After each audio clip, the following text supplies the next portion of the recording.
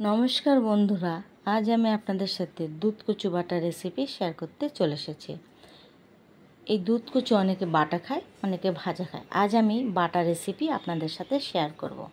এখানে আমি এক ফালি দুধ কচু নিয়েছি। এই দুধ কচু আমি খুব ছোট ছোট করে কেটে ধুয়ে নেব।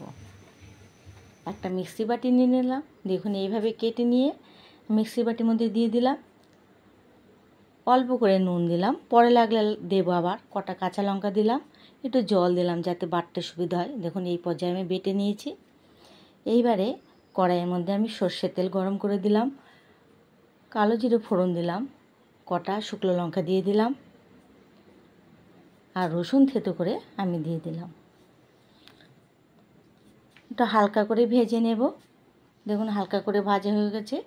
এখান থেকে কটা শুকনো লঙ্কা আমি তুলে নেব। আমি তুলে নিলাম কটা শুকনো লঙ্কা। এইবারে বাটা কচুগুলো আমি কড়াইয়ের মধ্যে ঢেলে দিলাম। ঢেলে দিয়ে খুব ভালো করে একটু ভেজে নেব। নিভা জালে করতে হবে। একটু হলুদ দিয়ে দিলাম। যেই শুকনো লঙ্কাগুলো আমি তুলে রেখেছিলাম সেইগুলো কচুর মধ্যে দিয়ে একটু ভালো করে একটু ভেজে নেব। যদি নুন না হয় নুন দিয়ে দেবো। আমি দেখলাম নুনের পরিমাণটা কম আছে, তার জন্য আবার একটু নুন দিলাম। দেখুন ভালোই মন্ড তৈরি হয়ে গেছে। এইভাবে দুধ কচু বাটা রেসিপি খুব ভালো লাগে। আপনারা বাড়িতে তৈরি করে খাবেন, খুব সুন্দর লাগে খেতে।